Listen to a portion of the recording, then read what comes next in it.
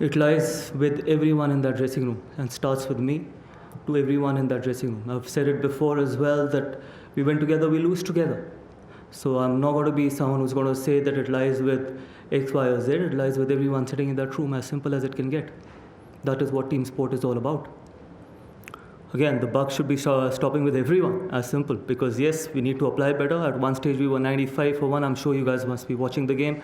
From 95 for 1 to 120 for 7 is not acceptable. And we keep talking about, obviously, spin, but then one seamer got 4 wickets in that spell. And we've had these collapses in the past as well. Someone needs to put their hand up and say that I'm going to stop this, whatever you call it, the collapse. For me, I think that is something that was that 30-minute spell that obviously took us away from the game as well, because at one stage on day 3, we were pretty much in control of the game where we were 95 for 1. And then from there, to lose 5 or 6 wickets for nothing on the board literally was always pushing us back. Look, first of all, a series against New Zealand, we had a very different side. And this is a very different side. I'm sure you guys cover a lot of cricket, and I'm sure when you see this batting lineup to when you see that batting lineup, the experience that batting lineup and the experience that team had to what this team has is chalk and cheese. So comparing everything to New Zealand is probably a wrong narrative. Okay, you've got 4 or 5 players. I don't give excuses. I've never done that in the past. I will never do it in the future as well. But if you see 4 or 5 batters in this top 8 have literally played less than 15 test matches. And they will grow. They're learning on the job. They're learning on the field. Test cricket is never easy when you're playing against a top quality side. So you've got to give them time as well. So for me, I think that is something they'll keep learning. Hopefully they keep learning. That is important. Because I know that I hate using this word transition. This is exactly what transition is. When you've got in test cricket, when you've got your batting lineup, which is literally played less than 15-20 test matches, they need time to absorb pressure. They need time to keep getting better against quality attacks and against quality sides. Look, I expect better from everyone. I expect better from myself to everyone in that room. I'm not going to sit here and say that I expect something better from one individual. The point is, if you want to win test matches against quality sides, we need to expect better from everyone. And that is how you win test matches. You don't blame one individual shot. You don't blame one individual playing in a certain way. You blame everyone. So me talking about an individual, I've never done that, I'm not going to do it. First and foremost, we should never forget people who do well in white ball cricket. They should not forget that what they've done in red ball cricket. Very easily, media, us, fans, everyone stops forgetting about what they've done in test matches. And I don't want to forget that. To be honest, we go forward, we got a lot of white ball cricket. If someone gets a 40 ball 50 or an 80 ball 100, the reality is that we still need to keep getting better in red ball cricket. Because if we are really serious about being the top test team in the world, I think we cannot put things under the carpet. Because the reality is we still need to improve a lot in red ball cricket. Whether it's mentally, whether it's technically, whether it's absorbing pressure, whether it's sacrificing, whether it's putting team ahead of your individual self, and most importantly, not playing for the gallery. To be honest, there is no hindsight to sport. Whatever decision we've taken for the best interest of the team, and we absolutely believed that those were the right decisions which could get the job done for the country and for the team. And the second question, it is up to BCCI to decide. I've said it during my first press conference when I took over as the head coach. Indian cricket is important, I'm not important. And I sit here, say exactly the same thing. And yes, people can keep forgetting about it. I'm the same guy who got results in England as well, with a young team, and I'm sure you guys will forget very soon because a lot of people keep talking about New Zealand. And I'm the same guy who won Champions Trophy and Asia Cup as well.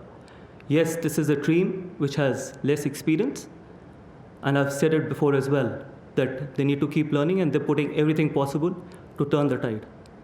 Oh, that's a great question. I expected something like that. It comes from care.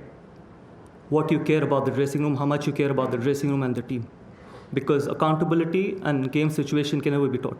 Yes, you can talk about the skills, you can work on the skills, you can keep talking about the mental aspect of the game, but ultimately when you go in, if you keep putting the team ahead of your own self, not thinking that this is how I play, and this is how I will get the results, and this is how I play, I don't want to play the second, I don't have plan B. So sometimes you will get these kind of collapses as well. So for me, I think, yes, accountability is important. And more than the accountability, it's the care, how much you care about Indian cricket and how much you care about the team and people sitting in that dressing room is important as well.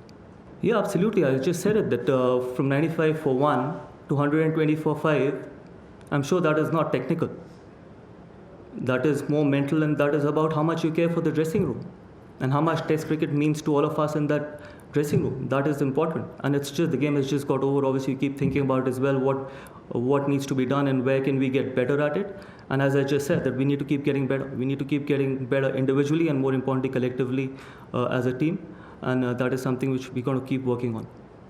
Start prioritizing Test cricket if we are really, really serious about Test cricket. And that is something which is important. That is going to happen overall, where everyone needs to be the stakeholder for that. So if we really care about Test cricket, if we want Test cricket to flourish in India, I think we got to have a collective effort to make that happen. Because just blaming the players or just blaming the support staff or just blaming certain individuals will not help. And as I just said, that we can't put things under the carpet. Come the white ball formats, if you get runs in white ball formats, suddenly you forget about what you've done in red ball cricket. That should never happen, because red ball cricket is a completely different challenge to white ball cricket and is a completely different challenge what you get in T20 cricket. There needs to be different skill sets. And more importantly, there needs to be tough characters that are important to be a successful Test side. You don't need the most skillful and the most flamboyant players to succeed in Test cricket. You need the toughest characters with limited skills who will go on to succeed in Test cricket, irrespective of how the conditions and what the situation is. Look, that's why we're giving as many opportunities as we can to someone like Washi. But if you expect Washi to deliver straight away what Ashwin did after playing more than 100 Test matches, it's unfair on that young kid. And that is what you guys need to think as well. That he's what, 10, 12, 15 Test matches old? He's learning his trade, he's learning to bowl in different conditions, he's learning to bowl in different situations as well. And obviously, it's tough when you lose so many experienced players at the same time. And that is why it is called transition. That is why it is called that these guys need time, whether it's the batting unit or the bowling unit. I don't think so ever in Indian cricket something like this has happened where the transition is happening in spin bowling department and in a batting department as well. Normally when your batting is secure or your batting has experience, then your team goes through a bowling transition. But with this Test team, obviously the transition is happening in both the skill sets, whether it's the bowling department or the batting department as well. So you guys and all of us needs to give them time, and I'm sure they've got the skill, they've got the talent, they've got the ability. That's why they're sitting in that dressing room and they've delivered. Yes, obviously consistency sometimes could be difficult because you expect consistency in Test cricket. That consistency will come with experience. When they bowl, when they play in different situations, eventually they will deliver.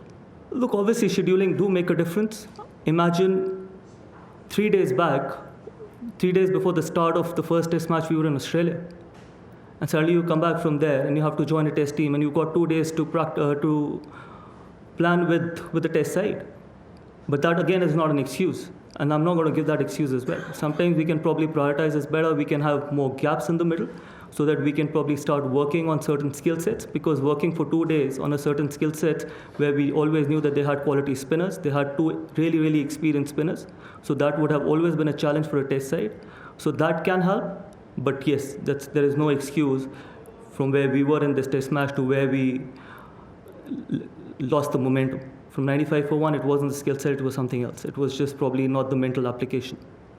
That is anyways a policy. BCCI policy that's there, that when you're available, you have to go and play domestic cricket. Again, that comes with accountability, that also comes with how much you want to do well in Test cricket. You can't just keep telling players at international level that you got to go and play domestic cricket. If you feel that that's the best way for you to prepare yourself for Test cricket, I think it has to come from within. As simple as it can get.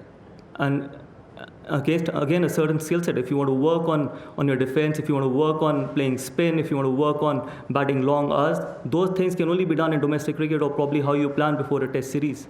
So that has to be individually, and obviously from a support staff, it has to be planned better.